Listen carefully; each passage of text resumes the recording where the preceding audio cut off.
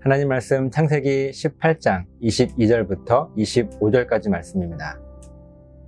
그 사람들이 거기서 떠나 소돔으로 향하여 가고 아브라함은 여호와 앞에 그대로 섰더니 아브라함이 가까이 나아가 이르되 주께서 의인을 악인과 함께 멸하려 하시니까 그 성 중에 의인 50명이 있을지라도 주께서 그곳을 멸하시고 그 50 의인을 위하여 용서하지 아니하시리이까 주께서 이같이 하사 의인을 악인과 함께 죽이심은 부당하오며 의인과 악인을 같이 하심도 부당하니이다.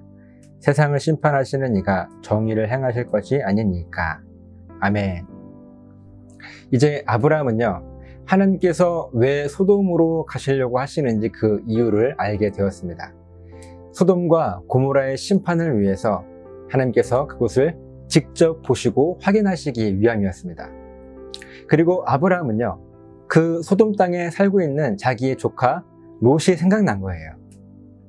그대로 두었다가는 이 소돔과 고모라가 멸망당하게 될 것이 뻔했고 그때 조카도 함께 죽게 될 것이 너무나 당연했기 때문에 그렇습니다. 그리고 지금 아브라함은 하나님 앞에 서 있습니다. 본문 22절 말씀입니다.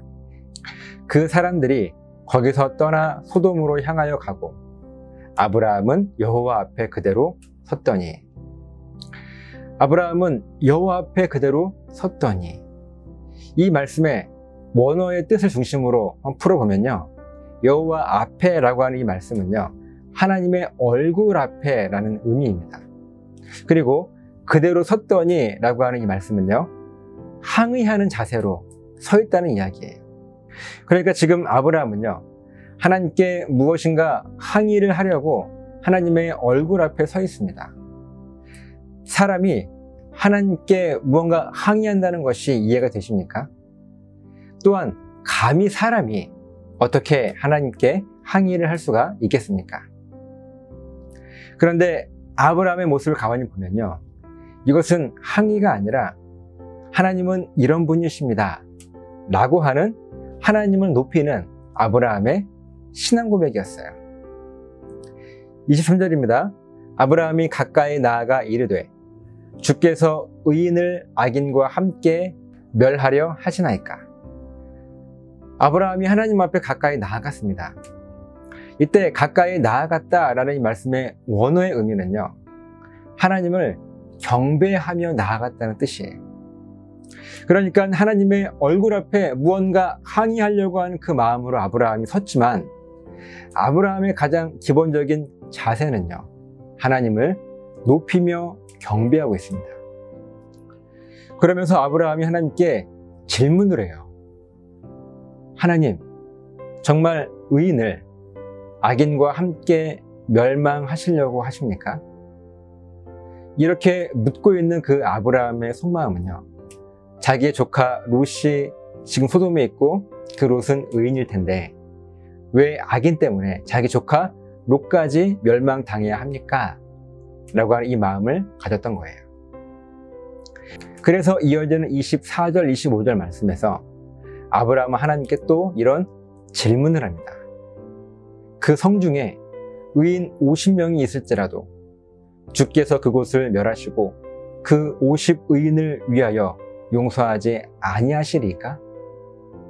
주께서 이같이 하사 의인을 악인과 함께 죽이심은 부당하오며 의인과 악인을 같이 하심도 부당하니이다. 세상을 심판하시는 이가 정의를 행하실 것이 아니니까. 이런 말이에요. 만약에 그 땅 소돔과 고모라에 의인이 50명이 있다면 그래도 용서하지 않으시겠습니까? 의인이 50명이나 있는데 악인들 때문에 이 의인 50명까지 죽이시는 것은 옳지 않습니다. 이어지는 말씀이 중요한데요. 왜냐하면 하나님은 옳은 일만 행하시는 정의와 공의의 하나님이시기 때문입니다. 라고 아브라함은 하나님이 어떤 분이신지를 먼저 고백하며 하나님을 높이고 있어요. 사랑하는 여러분, 사실 하나님의 기준과 우리 사람의 기준 중에서 어느 것이 더 온전하겠습니까? 당연히 하나님의 기준이 더 완전하지 않겠습니까? 그런데 우리들의 삶을 살아가다 보면요, 때로는 우리들의 기준에 합당하지 않다고 여겨지는 일들이 종종 있어요. 억울한 일이죠. 그래서 그 억울함을 가지고 우리들은요, 하나님께 항의를 합니다. 그런데 문제는요, 우리들은 하나님께 왜 이런 일이 나에게만 일어나느냐고 우리는요, 항의만 한다는 것입니다. 하나님, 왜 이런 일이 저에게 벌어집니까? 하나님, 제가 이렇게 열심히 했는데 왜 저에게 고난과 고통만 주십니까? 하나님, 왜 꼭 이 사명을 제가 감당해야 되죠? 왜요? 우리들은 이렇게 항의하는데 우리들의 항의와 지금 말씀에 나타나고 있는 아브라함의 항의가 어떻게 다른지 아십니까? 아브라함은요, 단 한 번도 왜냐고 묻거나 따지지 않았습니다. 먼저 하나님을 높이고 하나님께서는 공의와 정의의 하나님이신 것을 고백하면서 지금 나에게 벌어지고 있는 이 일들이 맞는 것입니까? 라고 하나님께 질문을 하고 있는 것이지 왜냐고 따지지 않았습니다. 왜냐하면 아브라함에게는요, 사람의 기준은 옳지 않을 수 있고 오직 하나님의 기준만 옳다라고 하는 분명한 신앙 고백을 가지고 있었기 때문에 그래요. 오늘 이 말씀을 통해서요, 우리들의 모습을 좀 돌아보았으면 좋겠습니다. 혹시라도 우리들의 인생을 살아가는 동안에 내가 아무리 생각해봐도 내 기준으로는 틀리지 않는데 이것이 나에게 억울함으로 다가오게 될 때 하나님께 왜냐고 따지지 않고 가장 먼저 하나님을 높이며 경배하며 하나님의 얼굴 앞에 더 가까이 나아가서 왜냐고 묻지 않고 여러분들이 궁금했던 것들을 질문해 보십시오. 그럼 분명 하나님께서 아브라함에게 하나하나 친절하게 대답해 주셨던 것처럼 저와 여러분에게도 같은 은혜를 분명 주실 것입니다. 이렇게 아브라함과 같은 이 큰 신앙 고백이 저와 여러분들에게 있으시기를 예수님의 이름으로 간절하게 부탁을 드립니다. 기도하겠습니다. 아버지 하나님, 하나님은 늘 옳으시고 공의로우시고 정의로우신 하나님이십니다.